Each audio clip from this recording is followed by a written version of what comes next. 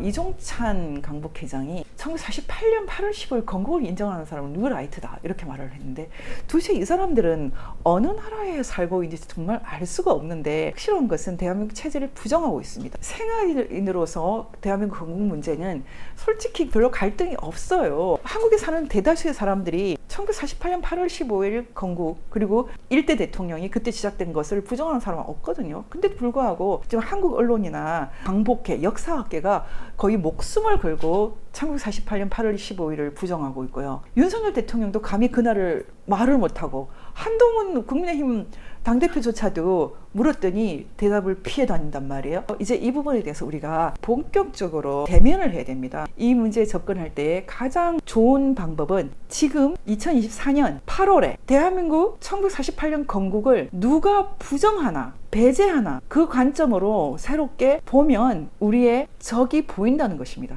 가장 강력하게 부정하는 그룹은 지금까지 북한이었죠. 조선민주인민공화국이었어요. 근데 최근에 굉장히 우스꽝스러운 일이 벌어졌는데, 북한에서 드디어 대한민국을 인정하겠답니다. 북한은 어떤 경우에도 대한민국이란 국호를 쓰지 않거든요. 태극기를 보여주지도 않아요. 심지어 운동 경기할 때도 태극기 안 보여주고 대한민국 국호 안 씁니다. 근데 갑자기 김정은 입에서 막 대한민국이란 말이 나와요. 대한민국 주적, 전쟁을 피할 생각이 없다. 원 코리아, 하나의 조선, 통일의 대상으로서의 대한민국, 이런 생각을 안 하겠다. 대한민국은 대한민국이다. 우리는 우리다. 이렇게 두 개의 국가 선언을 해버립니다. 지금까지 대한민국 건국, 1948년 8월 15일 건국을 가장 강력하게 배제했던 북한이 바뀌었어요.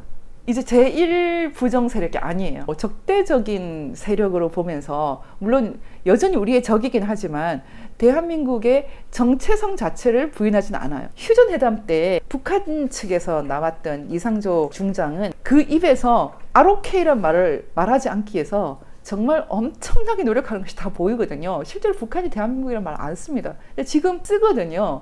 북한이 대한민국 건국을 부정하지 않죠. 이상하게 북한도 부정하지 않는데 강복회 회장님은 부정하고 있잖아요. 신기한 일이죠. 누가 그럼 가장 열심히 부정하느냐? 여러분, 누가 부정한다고 생각합니까? 대한민국 체제를 지금까지도 부정하는 세력의 핵심. 굉장히 어려운 질문이죠.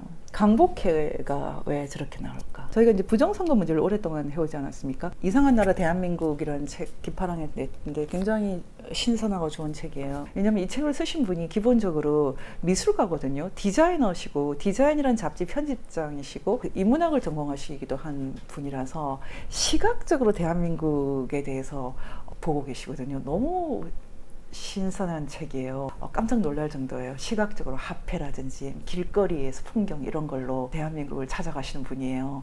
좀 감동적이었는데, 그리고 테러리스트 김구, 이 책도 제가 잠깐 소개를 했지만 이 책을 쓰신 정한기 박사님 제가 좀 존경하는데, 이분도 전규재 선생님이 아니면 이 책은 안 나왔다 이런 식으로 서문에 쓰고 계시거든요. 기파랑에서 책을 만들어 오신 안병훈 사장님이나 전규재 사장님 같은 분은 한국의 대표적인 우파시고 굉장하신 분들입니다. 제가 굉장히 존경하는 분들인데, 그분들이 이 부정선거 문제는 인식을 거의 안 하시고, 있다 하더라도 적극적으로 안 보겠다고 생각하시거든요. 제가 계속 왜 이렇게 됐을까 생각하는데, 저는 나름대로 여러 가지 이유를 생각하지만 그 중에 하나를, 이분들은 정말 북한을 잘 모른다. 그리고 공산주의를 잘 모른다. 그리고 안다 하더라도 대한민국 국가 공동체의 바운다리를 휴전선 이하로 한정을 하고 거기서 기성체제 속에서 적응하면서 좌우익 문제를 본다. 저는 이제 이렇게 봤거든요. 근데 부정선거 문제가 등장하고 나서는 이제 이미 한국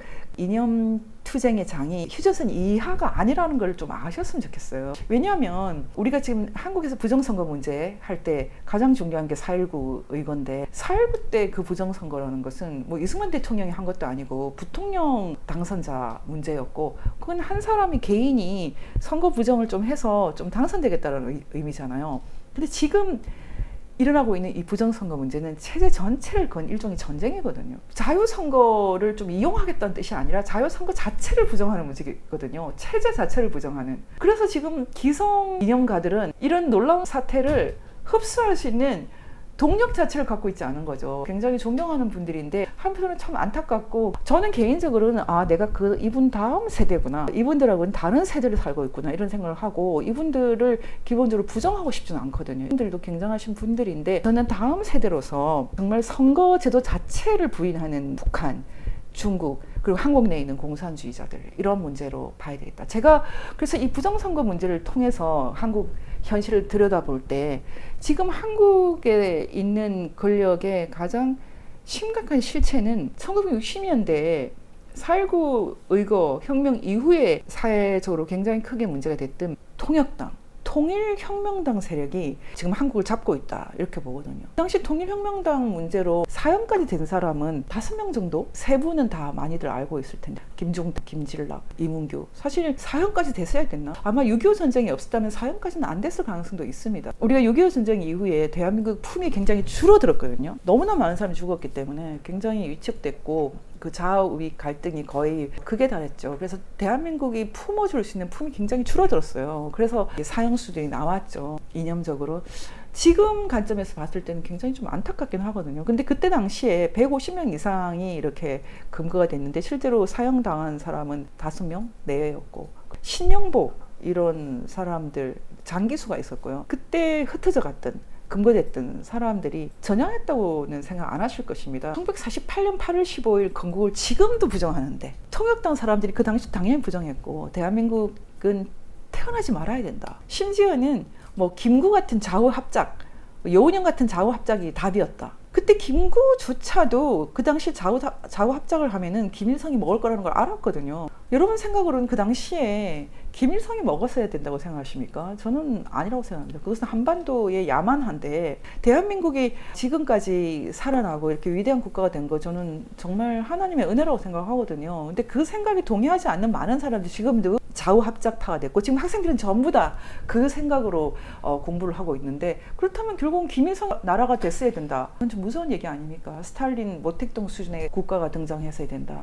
저는 이 생각은 명백하게 적이라고 생각합니다. 다시 말하면 저는 지금 한국 내에서 가장 심각한 문제는 1960년대 통역당이나 인혁당이 지금도 미시적으로 한국 사회에 파고들어서, 대학가와 그다음에 법조 이런 데 다 파고들어서 나라를 장악한 거, 심지어는 정보사나 기무사나 국정원, 한국의 체제를 지키는 모든 기관에도 다 스며들어 있다. 이게 심각한 문제다. 저는 지금 제가 적으로 생각하는 그룹은 한국 내에 있는 통역당 세력입니다. 통역당 잔당들, 청맥에 글을 썼던 사람. 지금 많은 사람들이 청맥은 뭐 괜찮은 잡지였다. 어떻게 북한 자금으로 만든 청맥이 괜찮은 잡지입니까? 북한에서 돈 받아와서 청맥 만들었던 것은 다 입증이 된 거잖아요. 그 청맥에 글 썼던 백낙청 씨, 그 글을 봤더니 그 자체로는 체제 부정적이지 않다. 그 글 속에는 이미 체제를 부정하는 맹아가 다 보였습니다. 그리고 바뀌었나요? 지금까지 바뀐 적이 없거든요. 지금 이해찬 씨는 자기 자서전에서 자기한테 영향을 가장 크게 준 사람은 서울대 사회학과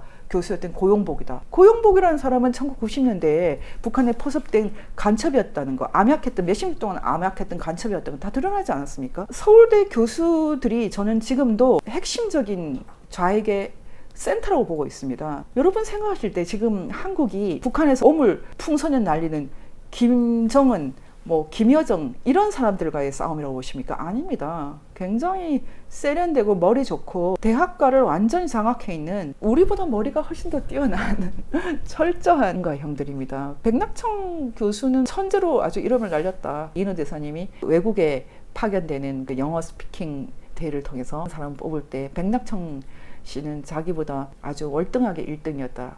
이인호 대사님 그때 2등 했다고 하셨어요. 이런 세계적인 천재들이 북한 편을 들었어요. 지금도 그렇습니다. 지금은 북한 편이란 말도 필요 없을 것입니다. 김정은을 지지하나 김일성을 지지하나 이런 문제도 이미 아니에요. 대한민국에 어떤 국가가 등장했어야 되느냐. 적어도 이승만이 만든 1948년 8월 15일에 그 헌법, 그 국가, 이건 아니죠. 그런 생각들이 그대로 지금 반영돼서 이번에 강복회 사태가 벌어진 거거든요. 저는 지금 한동훈 아니면 윤석열 이런 분들이 이 와중에서 정확하게 이승만 대통령을 인식하고 인정하고, 그리고 이분이 만들어 놓은 헌법을 통해서 북한에 접근해야 된다는 것을 인식하고 있지 않다고 생각해요. 박정희 전두환 대통령도 적극적으로 인식하지 않은 정도였으니까요. 시작이죠. 지금 우리 사회가 48년 8월 15일 등장한 그 위대한 국가, 그리고 위대한 헌법, 위대한 대통령을 찾아가는 그런 도상에 있다, 이렇게 보고 있거든요. 이렇게 말하는 제가 극우되고 우익되고